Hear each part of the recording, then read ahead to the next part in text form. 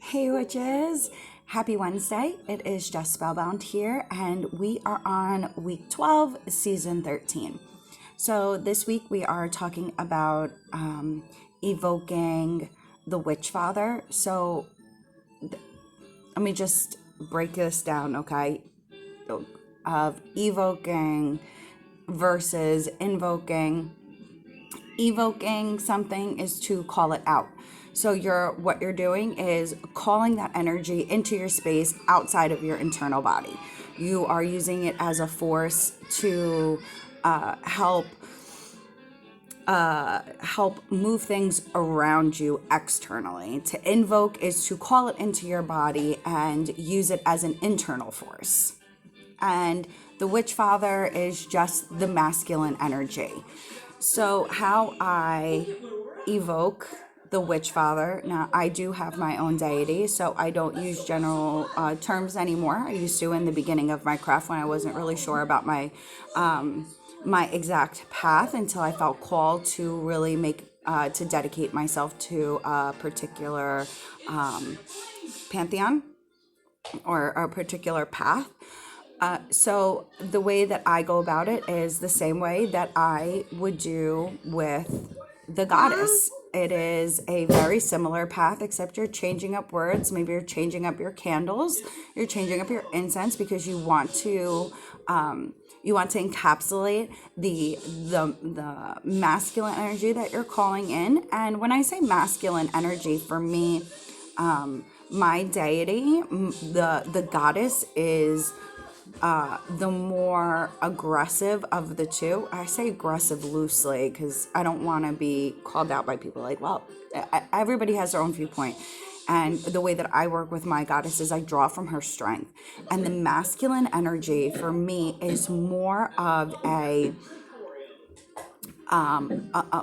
more providing, very good for materialistic things. He's the provider. He is, he is the cup runneth over for me. He is the one that really sets change in motion for me in the physical world, where she deals, where I call her on her for more of my internal, spiritual, emotional things. So I do change up when I do a ritual. And sometimes for me, I mean, I've said this a million times, it's not always this grand thing. Sometimes it is like, hey, I need guidance today. I need to know. I need to figure out how to get to point A to point B. And he's the one that I call in for that. Or if I need a little bit more, okay, I'm going in somewhere else. So for me, when I invoke my God, it is, the more masculine things.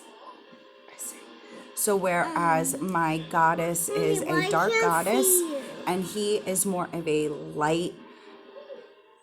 They're very sun and moon to me. They're very equipped with very separate. So when I do my God work, I am using sunstones. I am using golden colors, light colors, anything affiliated with the sun, because I really hold true to that duality of the masculine and the feminine. So, but there's not a whole lot as far as prepping and as far as the verbiage goes, because they are both my deity. They both get the same respect. They both get the same call. They both get the same levels of honor, of offerings. I do have separate places for them because I feel like they are both deserving of their own things. So I do have a goddess altar and I have my God altar. And when I'm doing work for my God, I am there. His symbol is the cauldron. So my cauldron stays with my God. It does not stay with my goddess. So I think that's really important for me and my spiritual path, is to have them very separate, because in each circumstance, I need that God, and I don't like feeling like one is overshadowed by the other. because she has a very demanding presence where he has a very laid back one. And as you get more acquainted, if you haven't picked a deity, that's okay. You can always just say the witch father, the god. The Lord or the lady. There's tons of verbiage to use, and you will find that you get different things. And as your path grows, you'll find what works best for you. So for me, it is bay leaf, it is rosemary, it is the cauldron. The incense that I tend to use when it comes to him is very earthy. I normally always use patchouli, cedar, pine, something that is very grounded in earth. So I think it just depends on where you're going, and if you are unsure about your God or who is calling to you, there's no shame in meditating about it, or just seeing what makes write down masculine and feminine qualities that you feel you need in your life, and use an aspect or call in those energies. It doesn't even have to be labeled as a godhead. It could just be that you're calling in these masculine energies. And that's okay too. I think that we get real caught up in having a label on everything when it doesn't always need a label. Because like I said, my goddess is if you looked at their energies, she would be the more masculine over him. So I think it just depends on what you're looking to bring in, or what change you're looking to call out.